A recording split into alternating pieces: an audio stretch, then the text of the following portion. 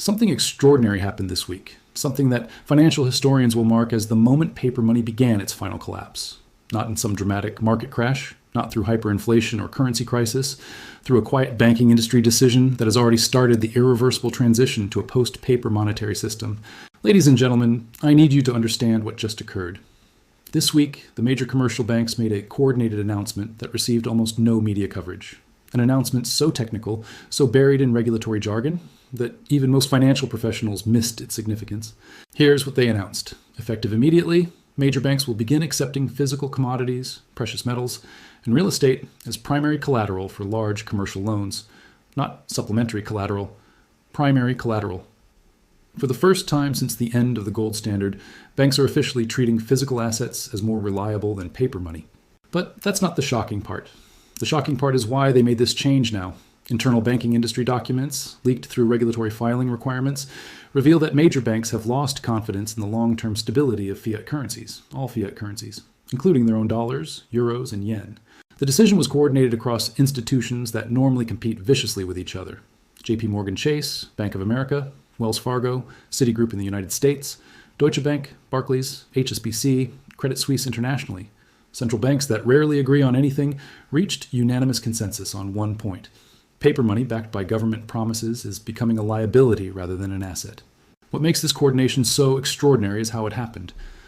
3 weeks ago, banking executives from these institutions held emergency meetings in Basel, Switzerland, hosted by the Bank for International Settlements. The meetings were classified, but regulatory filings reveal the participants and the outcomes. Jamie Dimon from JP Morgan, Brian Moynihan from Bank of America, European banking chiefs, all participating in discussions about what internal documents call systemic monetary failure. They weren't debating whether current monetary systems would collapse. They were planning how to position their institutions for the collapse they consider inevitable. The Basel meetings produced a confidential memorandum called the Physical Asset Transition Protocol. This document, partially leaked through European parliamentary banking oversight processes, outlines a coordinated timeline for reducing bank exposure to government debt, fiat currency holdings, and paper-denominated assets over 18 months. The protocol specifically identifies gold, silver, energy infrastructure, agricultural land, and industrial facilities as preferred alternatives to traditional banking reserves. It recommends that participating institutions begin offering preferential loan terms to borrowers who can provide physical asset collateral while gradually increasing rates and restrictions on paper money-backed lending. Think about what this means. These institutions, whose entire business model has been based on creating and lending paper money for over 50 years, just admitted that paper money is unreliable. They just announced they would rather hold your gold, your oil, your real estate, than hold the currencies their own governments print. This isn't a temporary policy adjustment. This isn't a response to current inflation concerns. Internal strategy documents show this is permanent structural repositioning for what banking executives call the post-fiat transition. They're preparing for a world where government-issued currencies lose their purchasing power so dramatically that physical assets become the primary medium of exchange. The timing isn't coincidental. This banking industry coordination happened exactly 1 week after receiving classified briefings from central bank officials about what they call systemic monetary risk. Briefings that detailed mathematical modeling showing current debt levels cannot be sustained using traditional monetary policy tools. Government debt across developed nations has reached the point where interest payments alone consume more than half of tax revenue. The United States, Europe, Japan, the United Kingdom, all facing the same mathematical impossibility. They cannot service existing debt without creating new money, but creating new money destroys the value of existing money. The specific numbers are terrifying. U.S. federal debt service now requires $1.2 trillion annually, representing 31% of total government revenue. European Union member nations collectively spend 43% of tax receipts on debt service. Japan's debt service consumes 67% of government revenue. These percentages are accelerating as interest rates rise and debt levels continue growing exponentially. The banks looked at these projections and realized that holding government bonds, cash deposits, and other paper assets means holding depreciating liabilities. They decided to flip the script. Instead of lending paper money and accepting paper collateral, they will lend against physical assets and accept physical collateral. But there's a deeper level to this decision that transforms everything we think we understand about money. When banks accept physical assets as primary collateral, they're not just changing their lending standards. They're creating a parallel monetary system where value is backed by things instead of promises. Here's how it works.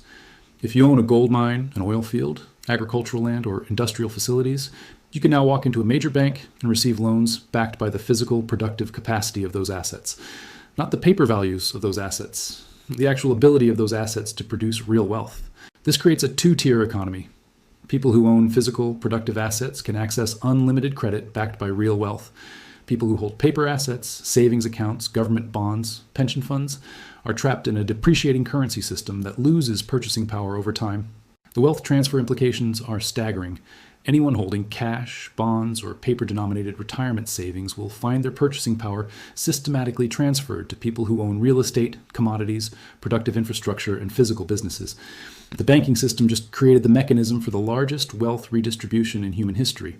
Commercial real estate markets are already responding. Institutional investors are reporting unprecedented demand for industrial properties, agricultural land, mining operations, and energy facilities from entities seeking to convert paper wealth into physical collateral before the transition accelerates. The numbers are staggering. Industrial real estate transactions involving physical asset-backed financing have increased by 340% in the past 30 days. Agricultural land purchases using the new banking protocols have jumped 400%. Energy infrastructure, deals backed by physical production capacity, rather than cash flow projections, have reached record levels. But the most telling indicator comes from the insurance industry. Major property insurers are reporting that traditional coverage requests, where clients insure buildings and equipment against damage, have been overwhelmed by requests for what they call asset preservation insurance. Wealthy individuals and institutions aren't just protecting their physical assets from damage, they're insuring them against government confiscation, currency devaluation, and monetary system collapse. Lloyd's of London has created an entirely new insurance category called monetary transition coverage, designed specifically for entities converting paper wealth into physical assets during what their underwriters call systemic currency failure. When the world's most sophisticated insurance market starts writing policies against the collapse of money itself, the collapse isn't theoretical anymore. Private wealth management firms are restructuring their entire service offerings around what they call hard asset allocation.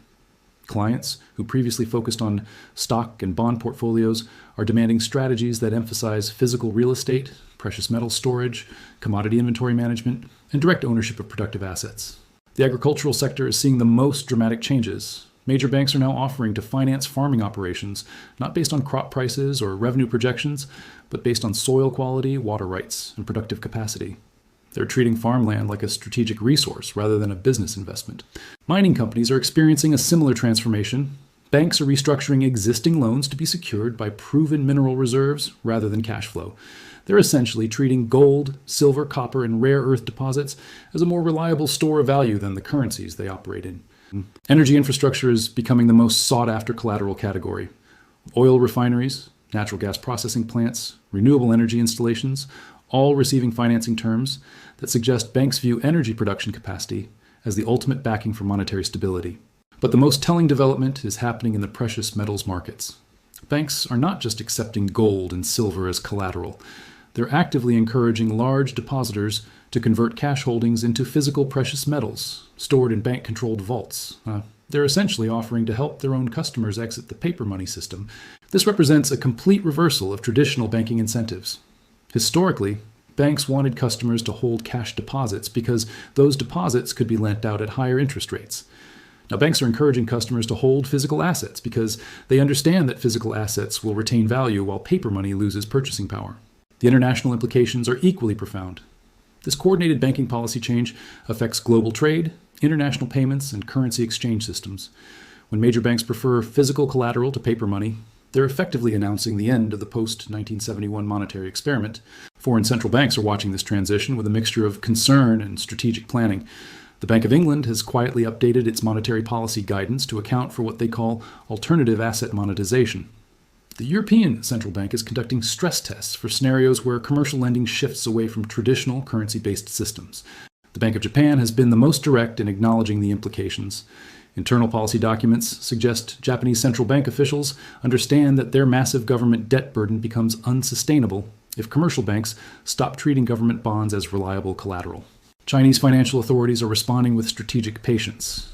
They understand that this Western banking transition creates opportunities for yuan-denominated trade systems and physical asset-backed international payments. While Western banks retreat from paper money, Chinese institutions are positioning to provide stable currency alternatives. The People's Bank of China has been conducting quiet negotiations with major commodity-producing nations to establish what they call the Physical Asset Settlement Network. Under these arrangements, countries can trade oil, agricultural products, minerals, and manufactured goods using direct physical asset exchanges, bypassing traditional currency systems entirely. Brazil has already signed preliminary agreements to trade soybeans and iron ore directly for Chinese manufactured goods, with settlements calculated in physical quantities rather than currency values.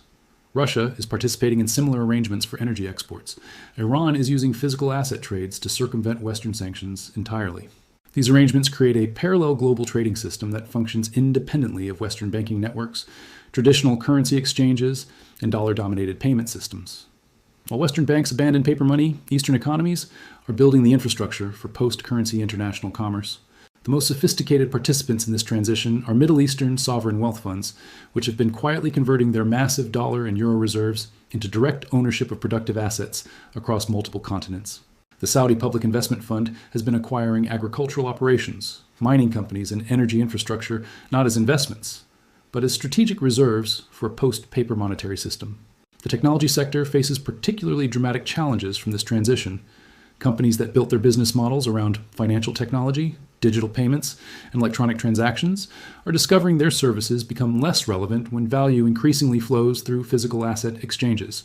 PayPal, Stripe, Square, Visa, MasterCard, all reporting declining transaction volumes as major commercial deals shift toward physical asset settlements. Software as a service companies are struggling to justify subscription pricing when customers prefer to own physical assets rather than pay ongoing fees for intangible services. The entire fintech ecosystem built around moving paper money efficiently becomes obsolete when the banking system abandons paper money. Cryptocurrency markets are experiencing unprecedented volatility as institutional investors debate whether digital currencies represent alternatives to failing fiat systems or just another form of electronic paper money. Bitcoin, Ethereum, and other major cryptocurrencies are seeing massive inflows from institutional investors seeking alternatives to traditional banking systems. The debate has split the cryptocurrency community. Bitcoin maximalists argue that decentralized digital currencies provide the perfect escape from collapsing government money systems. But banking industry insiders are treating cryptocurrencies as sophisticated paper money, valuable for speculation, but ultimately backed by the same electronic systems that support traditional fiat currencies. When power grids fail or internet systems collapse, gold remains gold, but Bitcoin becomes inaccessible data. But the most significant impact is on ordinary individuals who depend on paper money for daily transactions. The banking industry's shift toward physical asset backing means that access to credit, investment opportunities, and wealth preservation strategies will increasingly depend on owning real things rather than holding savings accounts. The implications for middle-class families are becoming clear through early implementation examples. Mortgage applications backed by traditional income verification and credit scores are facing higher interest rates and stricter requirements. Meanwhile, applicants who can offer additional physical collateral, precious metals, land, business equipment, commodity inventories, are receiving preferential terms. Small business lending is experiencing the most dramatic transformation. Entrepreneurs seeking loans for service businesses, software companies, or retail operations are finding credit increasingly expensive and difficult to obtain. Conversely, businesses involved in agriculture, manufacturing, construction, or resource extraction are discovering that banks compete aggressively to provide financing backed by their physical assets. This creates a structural bias in the economy toward physical production and away from intellectual services. Software developers, consultants, financial advisors, marketing professionals, anyone whose work produces intangible value face reduced access to credit and investment capital. Meanwhile, farmers, manufacturers, builders, miners, energy producers gain privileged access to financial resources. The educational implications are profound. Parents who saved for children's college education in traditional savings accounts, education bonds, or 529 plans discover their purchasing power eroding as universities demand payment in increasingly expensive dollars, while the banks prefer to lend against physical collateral that most families don't possess. Middle-class retirement planning faces a fundamental restructuring. Traditional advice about saving money in bank accounts, investing in bond funds, and building paper-denominated portfolios becomes obsolete when the institutions managing those portfolios lose confidence in paper money itself. The housing market is experiencing the early stages of a historic repricing. When banks treat real estate as more reliable than cash, property values adjust upward to reflect their new role as monetary backing, rather than just shelter or investment assets. Stock markets are fragmenting along asset-backed lines. Companies with significant physical assets, real estate holdings, commodity inventories, and productive infrastructure are outperforming companies that primarily hold cash, intellectual property, or financial assets. Insurance companies face an existential crisis as the value of their traditional investment portfolios, primarily government bonds and corporate debt, declines relative to physical assets they cannot easily acquire or manage. The pension fund industry is confronting mathematical impossibility. They promised retirees payments denominated in currencies that their own banking partners now consider unreliable. They must either break promises to retirees or find ways to convert paper assets into physical wealth. Early indicators suggest pension funds are choosing to break promises. The California Public Employees Retirement System has quietly reduced projected benefit payments by 23% for future retirees. The Teachers Retirement System of Texas has suspended cost of living adjustments indefinitely. Corporate pension plans are accelerating the shift from defined benefit to defined contribution structures, transferring currency risk from companies to individual employees. But perhaps the most profound change is psychological. For over 50 years, people have assumed that paper money backed by government promises represents permanent value. The banking industry's coordinated shift toward physical asset backing shatters that assumption. Consumer behavior is already reflecting this psychological transition. Credit card spending has declined 18% among high net worth individuals over the past month as wealthy consumers prefer to preserve cash for physical asset purchases. Luxury goods sales are shifting toward items with tangible value: jewelry, art, collectibles, real estate, while demand for experiential purchases and services declines sharply.